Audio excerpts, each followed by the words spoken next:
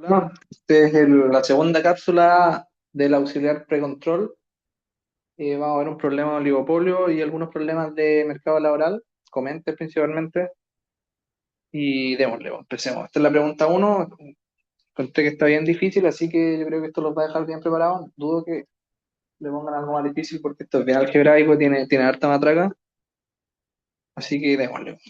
Bueno, en el mercado cementero chileno operan dos firmas nacionales, A y B, que compiten a la Cournot frente a una demanda inversa dada por 250 menos Q, donde Q es la cantidad que producen ambas firmas, o sea, la suma de la cantidad de A más la cantidad de B. Las firmas presentan funciones de costo dadas por esto de acá. Determine las cantidades de equilibrio, el precio, los beneficios de cada firma y el excedente del consumidor bajo competencia Cournot. Bueno, en simple, lo que nos piden es maximizar, o sea, lo que hace cada firma es maximizar sus profits, que se escriben como el precio, que es 250 menos la cantidad que es QA menos QE, o de forma más general aún, hagámosla con QI menos QJ por QI, o sea, estamos maximizando las utilidades de la firma I, menos sus costos marginales, su función de costo, que son estas de acá al final que se pueden interpretar, se pueden escribir como los costos de I son igual a los costos marginales por la cantidad. Y esto para un Q sub I. Entonces, tomando las condiciones de primer orden, tenemos que 250, bueno, vamos multiplicando acá y deriva. O sea, 250 sería la derivada de 250 QI. Esto por esto sería menos 2Q cuadrado, derivado sería 2QI. En este caso sería menos QJ y acá sería menos C sub I y eso es igual a cero por la definición de la condición de primer orden. Entonces, QI, ¿cierto? Acá es el óptimo, el de equilibrio, va a ser igual a 250 menos C sub I menos Q sub J medios. O de forma más bonita, a mi juicio más bonita la verdad, 250 menos C sub I medios menos Q sub J medios. Entonces ahora, en vez de hacerlo con Q y Q sub J, lo vamos a hacer con A y B, de modo que esto nos entrega información.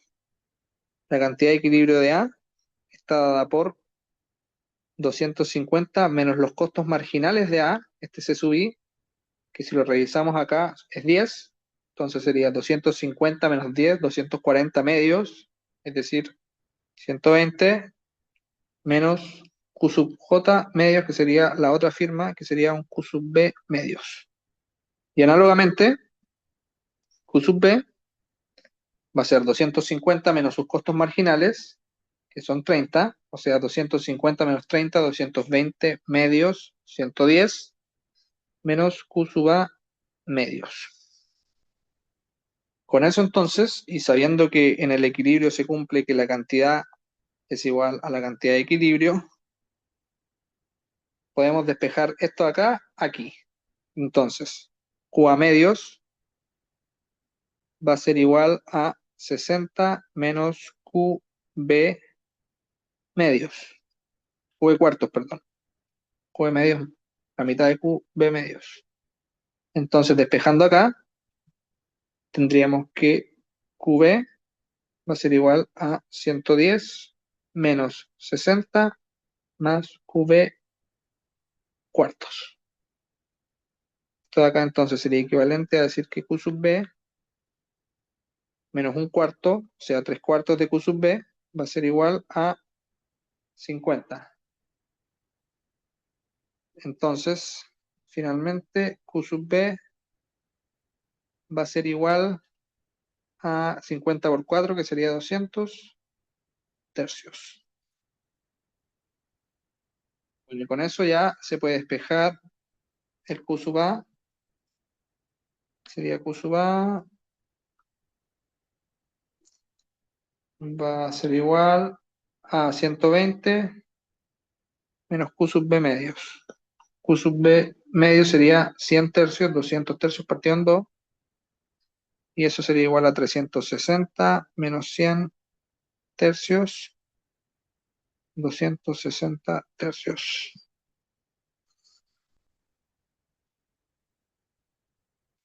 Serían las cantidades de equilibrio. Bueno, con ambas cantidades de equilibrio calculamos el Q grande, que sería 260 tercios más 200 tercios, que sería igual a 460 tercios.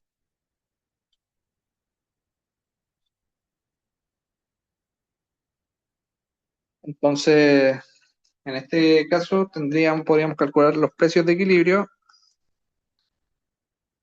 con la función de la demanda invertida, que sería 250 menos el Q grande, o sea, 250 por 3 menos 460 tercios. Entonces, sería ahí por 3, ahí partido en 3, que sería al final 750 menos 460 tercios. Ese 750 menos 460 es un 290 tercios. Con eso entonces ya podemos sacar los profits de cada firma. En este caso inicial, el piso A sería el precio, que es esto de acá, 290 tercios, menos los costos marginales de A, que como vimos antes eran 10, por la cantidad que produce A, que como vimos acá, se va una F, es 260 tercios. Resolviendo el paréntesis, tenemos que sería 290 menos 30 tercios por 260 tercios, y eso sería igual a 260 tercios al cuadrado. Para el pi sub b sería análogo, el precio menos los costos marginales, que son 30, por la cantidad que se produce. Eso sería igual a 290 menos 90 tercios por 200 tercios, y la tónica es la misma, 200 tercios al cuadrado serían los profits. Finalmente, el excedente del productor, que es lo último que nos piden, es igual a un medio de la máxima disposición, de la diferencia entre la máxima disposición a pagar, que es el intercepto de la función de demanda, es decir, esto que está acá, menos el precio de equilibrio por la cantidad de equilibrio. Esto sería 120 por 250 menos el precio, que es 290 tercios, por la cantidad de equilibrio.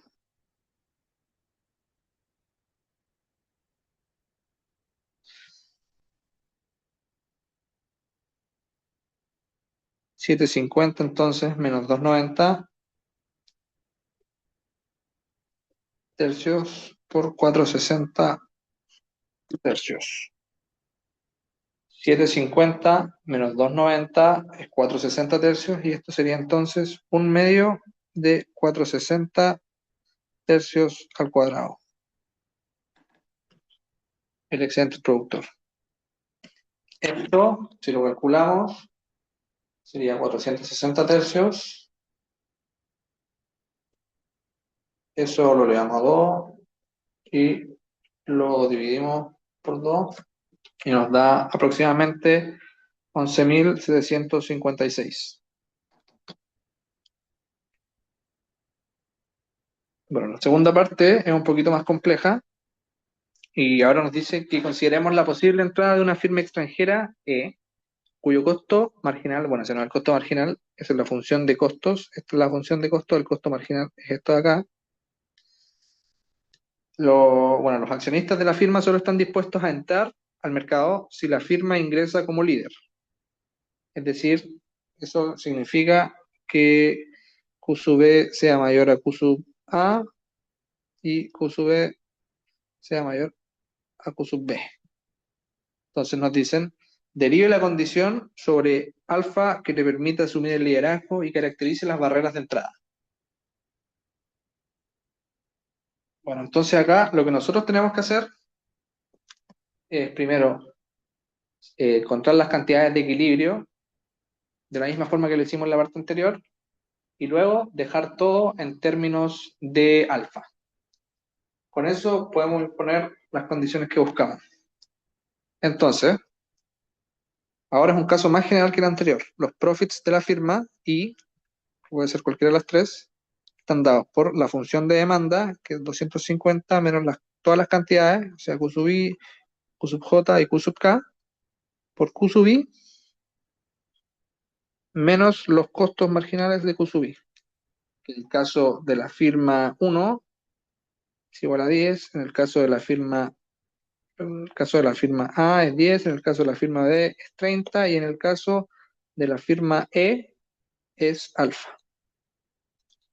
Entonces, si maximizamos este pi sub i, nos entrega la CPO que sería 250 menos 2QI porque la derivada de menos QI cuadrado es menos 2QI menos QJ menos QK menos CI es igual a cero.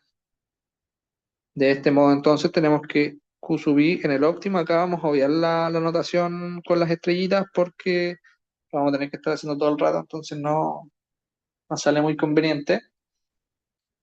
Y dejamos entonces que esto sería 250 menos el C sub i, ya vimos que nos convenía hacerlo así, menos Q sub J menos Q sub K y todo esto en medios.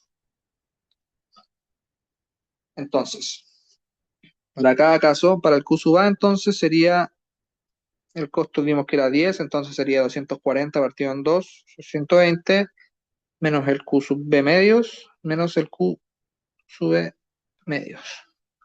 Para el Q sub B, los costos marginales son 30, entonces sería 250 menos 30, 220, partido en 2, 110, menos Q A medios, menos Q E medios.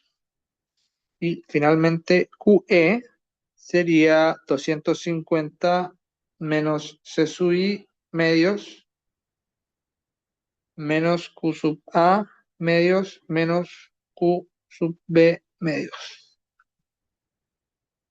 Y acá les vamos a poner nombrecito porque vamos a estar ocupando harto estas ecuaciones de acá. Ya, pues entonces, como les decía, la idea es dejar todo en términos de alfa. Ah, bueno, esta que este C sub I es un alfa, que son los costos marginales de la firma E. Entonces, lo primero que vamos a hacer va a ser lo mismo que antes. Vamos a dividir esto como Q a medios y lo vamos a despejar en esta de acá. Entonces, 1 partido en 2 sería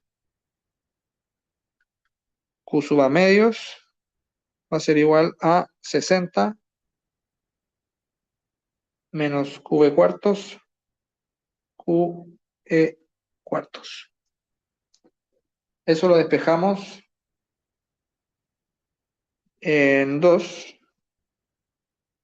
y queda que QB va a ser igual a 110 menos Q a medios, o sea, menos 60 más QE cuartos más QE cuartos menos QE medios. Y acá seguimos. Entonces, pasamos esto para otro lado, restando y queda que 3QB cuartos, porque sería QB menos un cuarto QB, va a ser igual a 50, que es la suma de estas dos cosas, para restar estas dos cosas. Y esto de acá, que sería Q sub B menos 2 Q sub B partido en 4, 1 menos 2 sería menos 1, menos QE cuartos. Entonces, despejando, nos quedaría que QB va a ser igual a 50 por 4 tercios, 50 por 4 son 200, dividido en 3, y QE por 4 tercios, se van los 4 y queda QE tercios. Acá nos estamos acercando a dejar todo en términos de lo que buscamos. Esta sería entonces la ecuación 4. Bueno, con esta ecuación 4 ya podemos dejar la ecuación A en términos de Q sub B. Entonces, 4 en 1 sería que Q sub A va a ser igual a 120, si no me equivoco, menos Q sub B medios. Q sub B medios sería menos 100 tercios, 200 tercios partido en 2, más Q sub B tercios, menos sub B medios. Ah, pero esto está dividido en 2, acá me faltó eso, sería sextos. Porque dividimos Q B medios, esto sería 100 tercios, y esto de acá sería Q B sextos. Así entonces esto quedaría 360 menos 100 tercios, esta parte de acá, más QE menos 3QE sextos. Y finalmente Q sub A va a ser igual a 260 tercios menos 2QE sextos, o análogamente QA puede reescribirse como 260 tercios menos QE tercios, que va a ser la ecuación número 5. Entonces ya tenemos todo en términos de Q sub B. Con eso entonces podemos reemplazar en la ecuación 3, es decir, esta de acá, y dejar todo Q sub B en términos de Q sub B, de modo que pasemos para otro lado y dejemos todo en términos de alfa y de otro número. Entonces tenemos que 4 y 5 en 3 quedaría Q sub E va a ser igual a 250 menos alfa medios menos Q sub A medios, o sea, 260 sextos más QE sextos. Luego le restamos también QB medios y quedaría menos 200 sextos más QE sextos. Y pasamos al otro lado. Entonces pasamos este Q sub B sextos para allá, o sea, sería Q sub B menos 2 sextos de Q sub B, o sea, 4 Q sub B sextos, y sería 250 menos alfa medios menos 460 sextos, y eso sería igual entonces a 750 menos 3 alfa menos 460 sextos.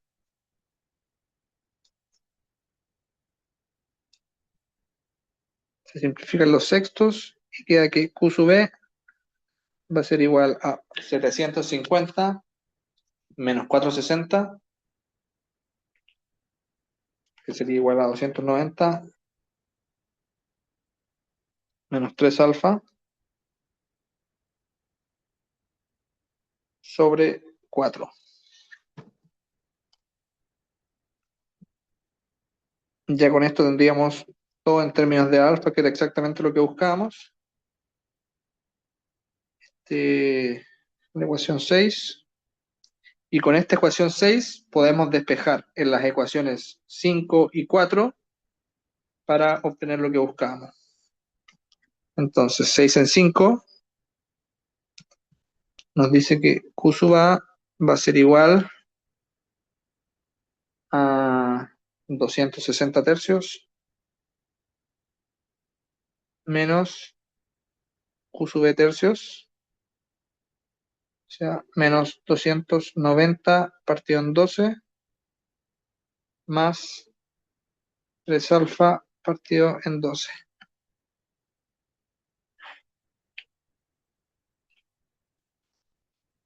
Esto 260, entonces 260 por 4 sería 1040, menos 290 más 3 alfa, todo esto dividido en 12, entregaría entonces que Q sub A va a ser igual a 1040 menos 290, que sería 750,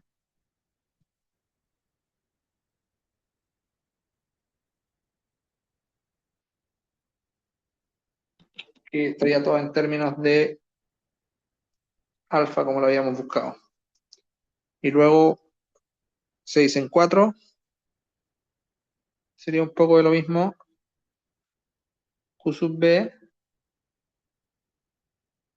va a ser 200 tercios menos Q sub B tercios, que sería 290 partido en 12 más 3A partido en 12.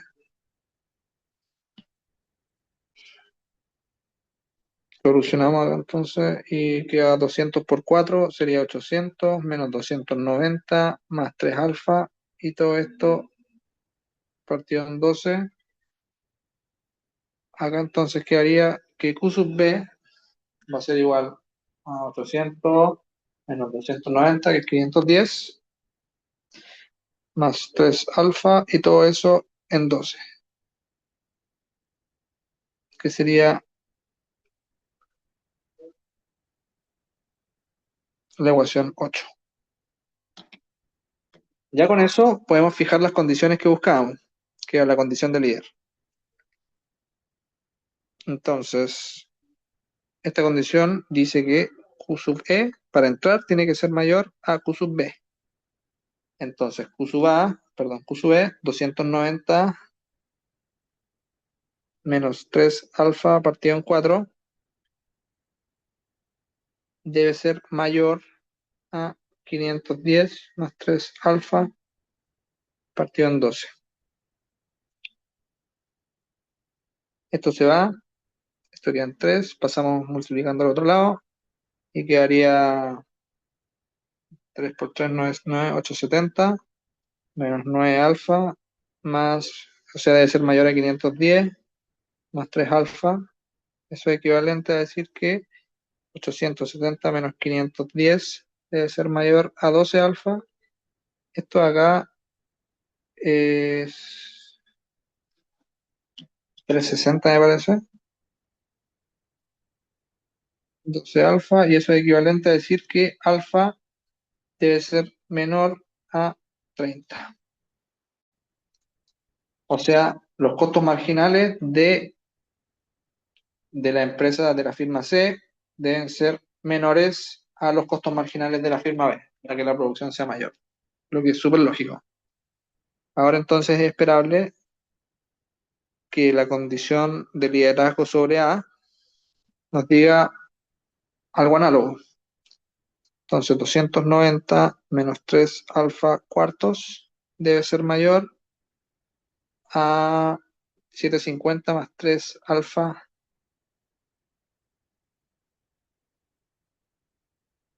doceavos. Esto se queda en 1, esto se queda en 3. Pasamos al otro lado, 870 menos 9 alfa mayor a 750 más 3 alfa. Y esto es equivalente a decir que 870 menos 750 debe ser mayor a 12 alfa, lo que es equivalente a decir que alfa tiene que ser menor a 10. O sea, los costos marginales de la firma E deben ser menores a los costos marginales de la firma A. Notemos que entonces que esta restricción de acá, esta condición, es más restrictiva que esta acá. O sea, al final, si alfa es menor a 10, es menor a 30. Entonces la condición para que sea líder es que los costos marginales sean menores a los de la firma que era líder hasta antes de su ingreso. Por eso ya tenemos entonces la condición de liderazgo, pero eso no es todo lo que nos piden. También nos dice que caractericemos las barreras de entrada asociadas, o sea, la condición para que la firma le sea rentable entrar. Acá entonces hay que ver que esa condición es al final que los profits de la firma E sean mayores que las barreras de entrada F sub E, que más adelante vamos a ver en detalle. Para que se cumpla eso entonces, o para conocer cómo tiene que darse esto, tenemos que calcular los profits de pi sub E. Entonces partimos calculando la cantidad agregada de equilibrio, que sería Q sub A más Q sub B más Q sub E. Eso entonces sería Q sub A 750 más 3 alfa partido en 12.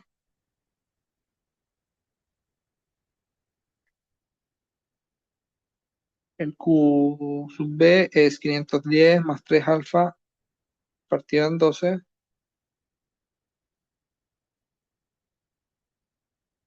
Y el QE 290 menos 3 alfa cuarto.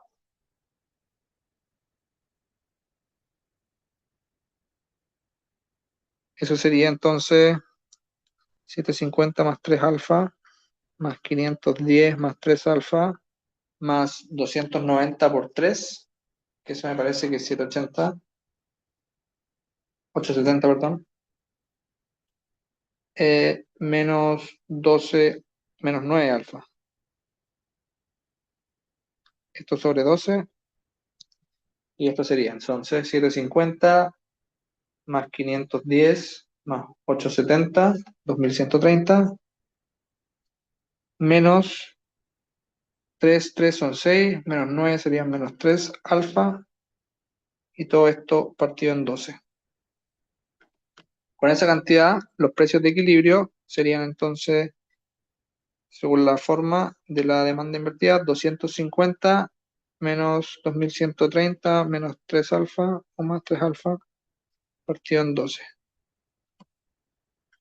Y eso sería igual a 250 por 12, o sea, 3000 menos 2130 más 3 alfa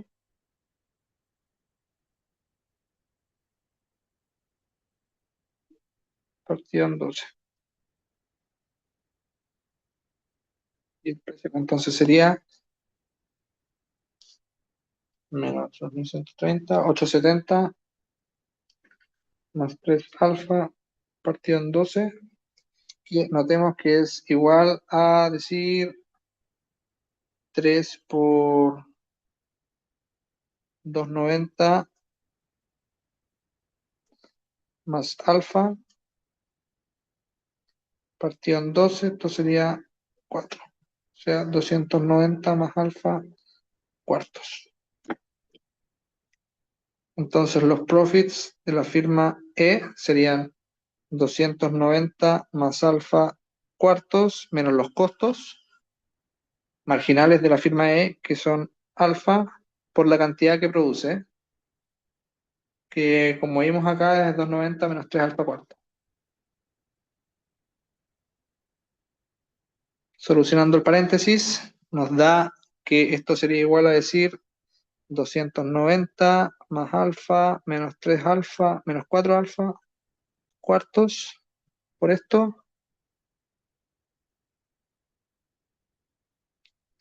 y eso sería al final 290 menos 3 alfa cuartos al cuadrado, y la condición es que efectivamente 290 menos 3 alfa cuartos al cuadrado sea mayor a los costos de entrada que experimenta la firma E. Y con esto ya tenemos resuelta la parte 2. Ya. Bueno, ahora en la pregunta 3 nos dicen que supongamos que ese alfa es igual a 5. Entonces la entrada de la firma E requiere una inversión fija inicial en infraestructura, representada por una función F. Note que la inversión en infraestructura es inversamente proporcional al costo marginal, es decir, a mayor gasto en infraestructura, más barato es producir.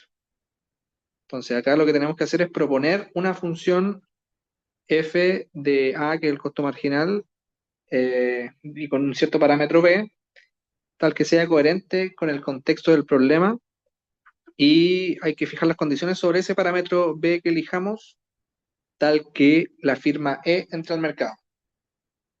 Y lo que vimos antes es que se entra al mercado si las utilidades son mayores que ese gasto en infraestructura. Y ese gasto en infraestructura también nos dicen que debe ser inversamente proporcional al costo. O sea, mientras mayor es el costo, más baja va a ser la inversión. También es razonable que tomemos como supuesto que un costo de producción cero, o sea, producir sin costos, es algo prácticamente imposible. Entonces, es lógico asumir que cuando los costos son cero, la inversión que se hace tiende a infinito. Es decir, algo así. Y también que es inversamente proporcional. Entonces, nosotros podríamos esperar que una función fuera así. Esa función, estos costos más bien son un alfa. Esta función de acá es una función del tipo beta sobre alfa. Y ese beta representa más o menos cómo se abre esto, la pendiente, en otras palabras. Entonces, más beta es como que al final es más costoso producir o sea, se requiere de mayor nivel de inversión para producir el mismo costo. Entonces podemos asumir que esta va a ser la función que es decreciente, que cuando los costos son cero, explota hacia el infinito, y vamos a ver la condición de indiferencia, o sea, tal que sea indiferente entre entrar o no entrar. Entonces, fijamos alfa igual a 5 y tenemos que la utilidad de la parte anterior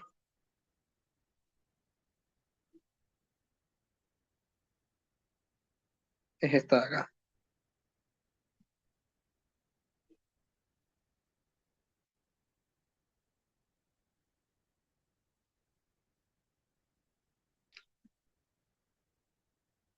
Entonces, la utilidad a su vez es esto, y esto tiene que ser mayor, igual o estricto, o mayor o igual, digamos, a esta función beta sobre alfa de acá. Entonces, fijando alfa igual a 5, esto de acá sería 290 menos 15 partido en 4 al cuadrado. Eso sería igual a 290 menos 15, 275, eso al cuadrado, dividido en 4 al cuadrado, que es 16, sería aproximadamente 4727, debe ser mayor o igual a beta partido en 5. Eso quiere decir entonces que beta debe ser menor o igual a esto multiplicado por 5, que es 23.633. Esa sería la condición sobre el parámetro beta. Si bien esta pregunta es bastante simple, la dificultad radica en encontrar esta función que sea coherente con los costos. Bueno, la dificultad no es tan difícil, la verdad, pero se sale un poquito de lo que vienen siendo los problemas típicos de oligopolio. Se corta la grasa. Bueno, en la parte 4 te dicen que la firma A, con el objetivo de competir con E, que es el líder del mercado ahora, evalúa fusionarse con B para generar economías de escala que reduzcan sus costos marginales. Supongo que la firma fusionada presenta un costo marginal de la forma que se ve ahí, donde ese parámetro delta, que va entre 1 a 1,5, mide la intensidad de las economías de escala e incorpora información de ambos costos marginales originales. Si delta toma su mínimo valor, que es igual a 1, entonces el costo marginal sería 10. Con eso se toma el menor de los costos marginales de ambas firmas que se fusionan. Si ese parámetro delta fuera 1,5, entonces las economías de escala serían cero, que es muy poco realista, pero bueno, eso es el parámetro.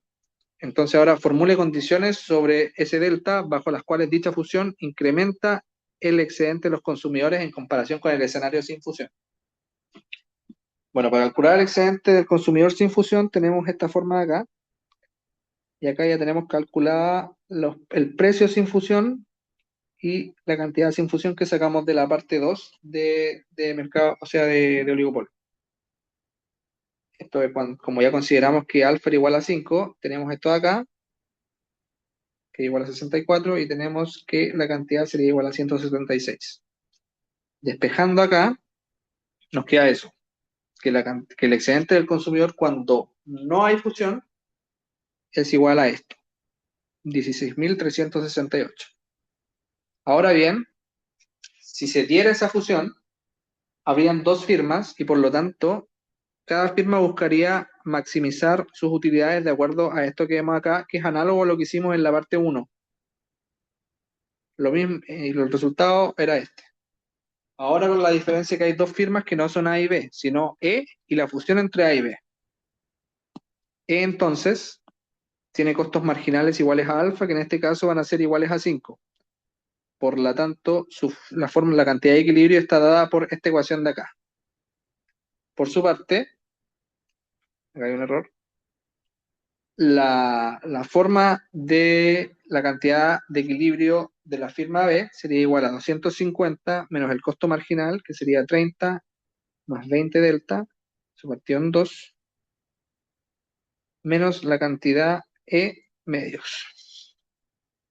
Esto de acá sería igual a 220 más 20 delta, partido en 2, menos QE medios, y esto de acá sería igual a 110 más 10 delta menos QE medios.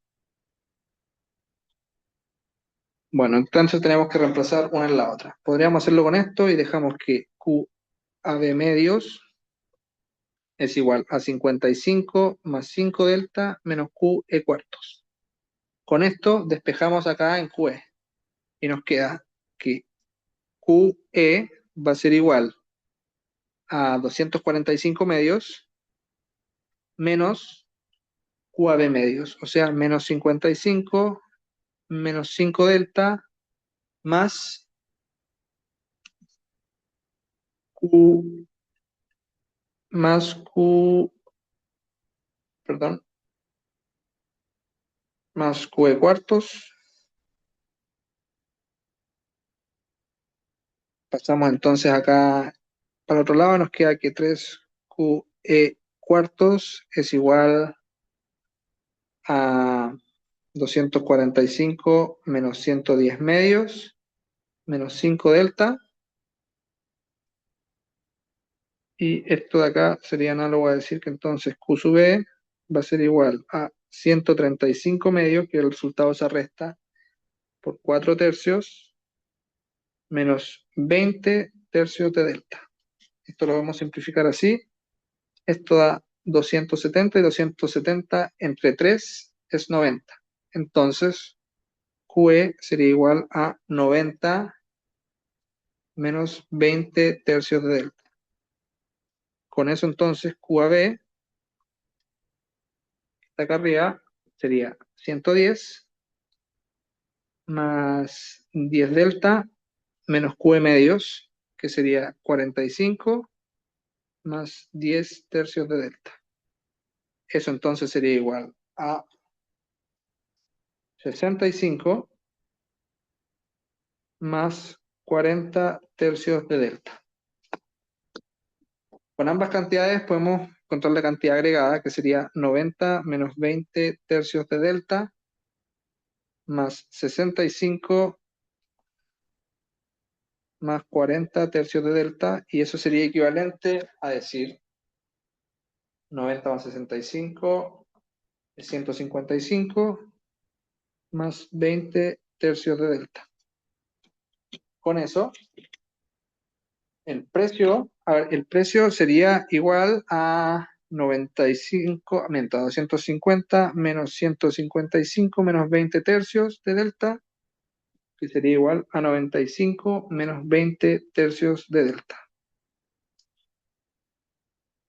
Y con eso el excedente del consumidor estaría dado por un medio de 250, que es la disposición a pagar máxima, menos el precio, 95 más 20 tercios de delta, por la cantidad, que sería 155 más 20 tercios de delta. Si resolvemos acá, esto sería 250 menos 95, sería igual a 155 más 20 tercios de delta, este paréntesis de acá, por esto de acá sería el cuadrado. Y este sería el excedente del consumidor. Entonces, para que este excedente sea un medio de 155 más 20 tercios de delta cuadrado, sea mayor al excedente de acá arriba, que era 16,368, pasamos toda la operación al otro lado. Esto debería ser 16,368 por 2, sería 32.736. Esto lo elevamos a un medio y nos da que esto debería ser mayor a 181 aproximadamente. A eso le restamos 155. Nos dice que 20 tercios de delta debería ser mayor a 26. Entonces delta debería ser 26 por 3 dividido en 20. Es decir, delta debería ser 3,9. Lo que es contradictorio con que delta pertenece al intervalo 1,1.5. Entonces, los costos marginales tendrían que ser positivos, perdón, tendrían que ser negativos para que recién hayan economías de escala tales que el excedente del consumidor aumente con la fusión. Bueno, esa fue la primera pregunta de oligopolio. Fue bien larga, como pueden notar. La pregunta 2 trata acerca del mercado laboral y van a ser solo comentes porque es la forma en que más frecuentemente se preguntan en controles. La primera pregunta dice, en su informe de política monetaria de septiembre, el Banco Central estimó que la combinación del alza del salario mínimo y la reducción de la jornada laboral a 40 horas podría provocar una disminución del empleo asalariado formal. Explique por qué la aplicación simultánea de ambas políticas puede tener efectos negativos sobre la creación de empleo. Entonces tenemos que ver, primero que todo, las 40 horas y luego tenemos que ver el salario mínimo y medir el efecto conjunto. Bueno, entonces acá ya tenemos un gráfico que en el eje X tiene la cantidad de horas trabajadas y en el eje Y el salario normal. Acá sin pérdida de generalidad utilizamos dos funciones tanto de oferta como de demanda genérica que nos permiten ver que en el equilibrio la oferta, es decir, la cantidad de trabajo que los hogares ofrecen al mercado, es igual a la cantidad de trabajo que demandan las firmas. Y eso está mediado a través del salario que está acá, un doble barra, digamos. Bueno, entonces tenemos que ver primero el efecto que tienen las 40 horas sobre esto. Lo que tienen que notar de inmediato es que las 40 horas tienen un efecto inmediato sobre las firmas. Es decir, para un mismo salario, ahora se trabajan menos horas. Entonces, si este fuera un salario cualquiera, se trabajan menos horas. O sea, si antes se trabajaban una cantidad H0 por ese salario, ahora se trabajaría una cantidad menor, digamos un H1. O no, eso está muy cerca, va a ser difícil de graficar. Un H1. Entonces, mantiene la pendiente.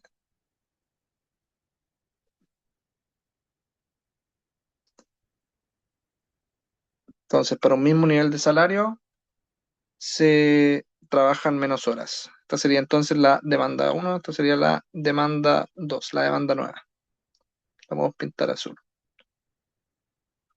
Entonces, ese efecto inmediato muestra que los salarios disminuyen con las 40 horas. ¿Por qué? Porque para las firmas es más caro trabajar, o sea, contratar trabajadores, entonces tienen menos incentivos a, a contratar, los salarios son menores. Y la cantidad trabajada, por cierto, también es menor que en este caso. Entonces ahí ya vemos una parte de lo que dice esta pregunta, que es el efecto de las 40 horas. Voy a borrar estos puntos porque molestan un poquito. Y que haría ver entonces el efecto del salario mínimo.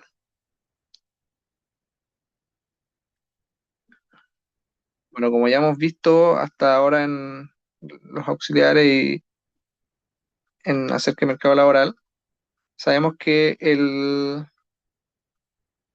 salario mínimo implica desempleo, porque si nosotros fijamos un salario mínimo, digamos un WM, a este nivel, pongámoslo, se produce desempleo. ¿Por qué?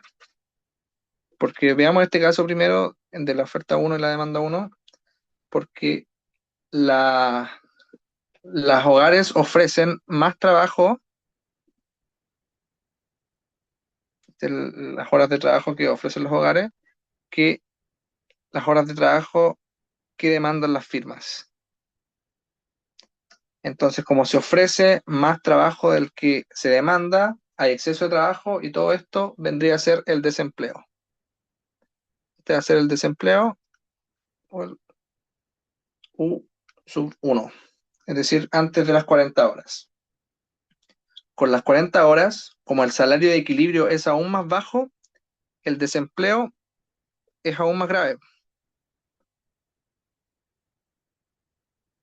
Entonces, bajo este modelo, las horas de trabajo que demandan las firmas son menos que en el caso uno y el desempleo vendría a ser todo esto que está ahí, qué horrible, que está acá. Sería más grave el desempleo con las 40 horas versus sin las 40 horas. Entonces, de esa forma, tiene efectos negativos sobre la creación de empleo, por el contrario, se destruyen empleos. Bueno, igual esto se basa en el supuesto de que el mercado laboral es competitivo y eso es un supuesto muy, muy fuerte. El mercado laboral no es del todo competitivo, tiene hartas fricciones que le hacen perder eficiencia, pero de todas formas, el informe de política monetaria muestra que esto sí sucede, al menos a una escala bien macro, y de esta forma se puede entender.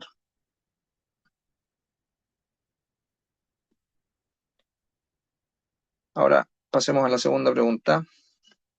La expansión del teletrabajo en diversos sectores tras la pandemia ha llevado a que varias economías experimenten cambios persistentes en la distribución de las horas trabajadas entre actividades presenciales y actividades no presenciales, generando ajustes en la composición de la fuerza laboral. Explique por qué esta reconfiguración a nivel agregado puede afectar el salario real, el nivel de empleo y la participación laboral de distintos grupos de trabajadores. Bueno, acá ya tenemos un torpedo, una función o sea, unas funciones de oferta y demanda cruzándose, pero tenemos que afinar un par de detalles. Bueno, de- antes de la pandemia prácticamente no existía trabajo remoto o si existía era más bien poco. Después de la pandemia se empezó a demandar trabajo remoto. Las firmas demandaban trabajo remoto, no podían tener trabajadores en sus oficinas y por lo mismo este fenómeno se da a nivel de la demanda. Por eso podemos escribir esta demanda, que es la demanda agregada, es decir, la suma de las demandas o el promedio de las demandas, como la proporción del trabajo presencial por la demanda de trabajo presencial, más la proporción de la demanda de actividades no presenciales por la demanda de trabajo no presencial. Entonces, supongamos ahora que la demanda es fija, es decir, no se mueve, no se crean empleos y no se destruyen empleos. igual es un supuesto muy fuerte. Por ejemplo, en sectores con alta innovación siempre se están creando empleos en vez de destruyéndose. Pero en sectores estándar que, no sé, se me ocurre, por ejemplo, los call centers o los servicios al cliente, que tienen una demanda de trabajo más o menos estable, podemos hacer ciertas cositas y ver qué pasa. Entonces, pongámonos en caso, antes y después de la pandemia. Antes de la pandemia, o sea, el caso uno, antes de la pandemia estábamos del menos infinito hasta el 2020, supongamos.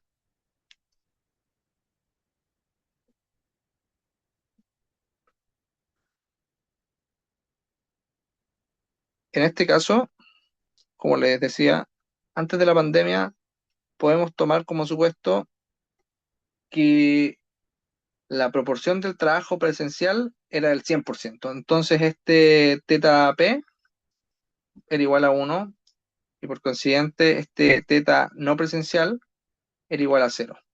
Es decir, la demanda era igual a la demanda de trabajo presencial. Entonces, el trabajo presencial tenía una cierta demanda de horas, que eran estas horas de equilibrio, y un cierto salario de equilibrio presencial, ¿ya? Pero cuando llegó la pandemia, esto cambió, po. Entonces, desde el 2020, y yo creo que la tendencia se va a mantener hasta el infinito, creo, supongo, si es que no llegan los robots y nos reemplazan a todos, bueno, que igual es bien probable, ahí se harían cambios en esta demanda. Esto ya no, la demanda de, no es, la demanda de las actividades presenciales ya no es uno, sino decrece, o sea, decrece a un nivel menor a uno, menor a un 100%, y esto pasa de ser cero a ser esto, entonces crece. De esta forma podemos modelar esto y esto a través de rectas que promedien esta demanda fija que habíamos fijado. Entonces, como la demanda de trabajo crece, de trabajo, perdón, de trabajo no presencial, de trabajo remoto crece, esta podría ser la ecuación del trabajo no presencial, la recta de trabajo no presencial agregada. Esta sería la demanda típica y esta de acá abajito, chucha, y esta de acá podría ser la, la demanda agregada de actividades presenciales. Entonces ahora el salario de equilibrio presencial va a ser menor a este salario que nosotros habíamos fijado antes y por cierto menor al trabajo remoto.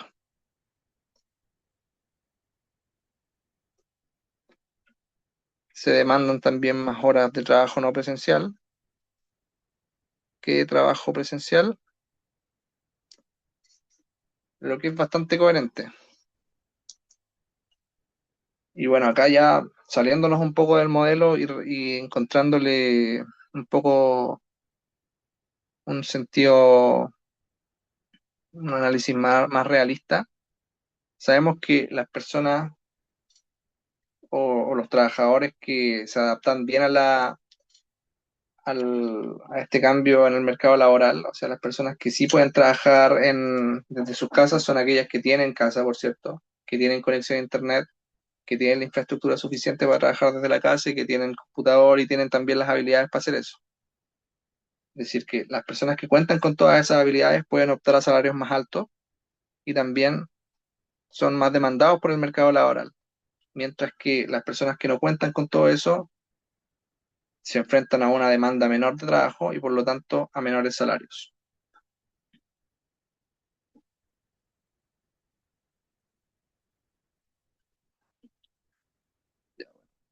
Pasando a la tercera pregunta, dice, en periodos de elecciones, como el que estamos ahora, común escuchar a candidatos afirmar que el salario mínimo provoca un aumento en el trabajo informal. Explique los fundamentos de esta afirmación, así como sus principales limitaciones. Bueno, entonces tenemos el típico gráfico de horas trabajadas versus salario y graficamos dos curvas genéricas, una de oferta y otra de demanda. Esta me quedó muy corta, esta sería la demanda. Entonces tenemos la oferta, tenemos la demanda y tenemos un cierto salario de equilibrio. Entonces, si aplicamos un salario mínimo,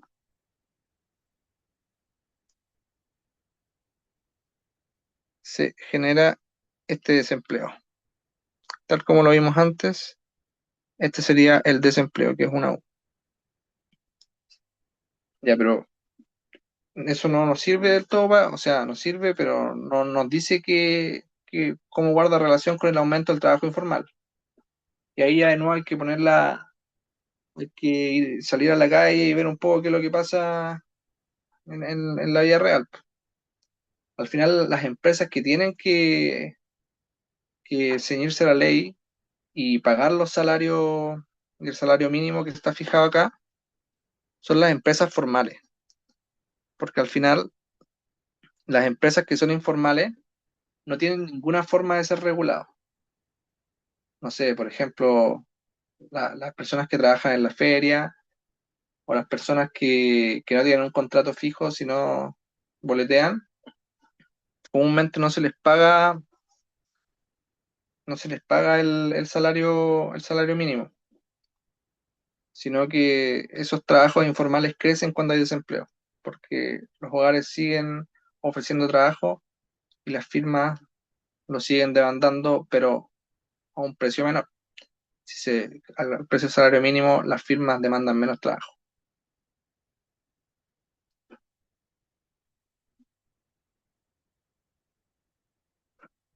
Y ya pasando a la cuarta y última pregunta, bueno, uno de los candidatos en estas elecciones propuso establecer un salario mínimo transitorio más bajo para trabajadores jóvenes sin experiencia laboral.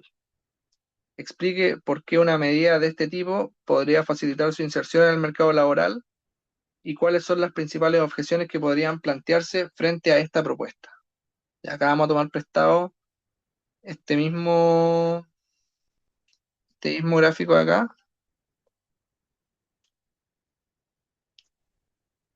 y vamos a ver.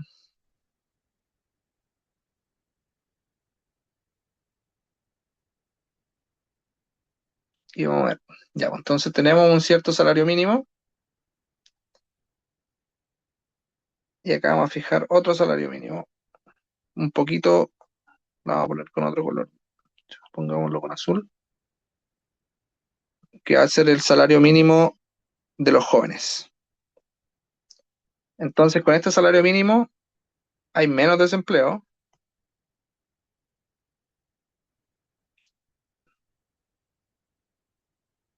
que si lo comparamos con el salario mínimo general. O sea, toda esta diferencia de acá y toda esta diferencia de acá.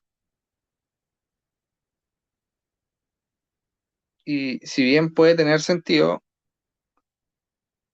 también es una forma de precarización del trabajo y tiene efectos de política pública negativos. Los jóvenes entonces podrían terminar trabajando más horas por un menor precio. Y eso tendría efectos sobre su nivel de ingreso y también sobre la demanda agregada del país. Además, este modelo, como les vengo diciendo, es bien limitado porque supone un mercado laboral que es completamente competitivo, perfectamente competitivo, que ya de por sí es un supuesto muy fuerte. Si tuviéramos que decir si el mercado laboral en conjunto es más parecido a la competencia perfecta o al monopsonio, no, tampoco, sería también exagerado decir que se parece más al monopsonio, pero es más imperfecta que perfecta. tiene más limitaciones, tiene roces, tiene que le quitan eficiencia y que hacen que este modelo de competencia perfecto sea limitado.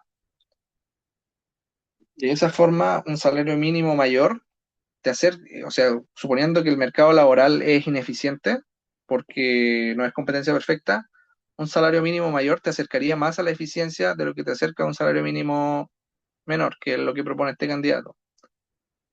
En ese caso, la propuesta no tendría mucho sentido.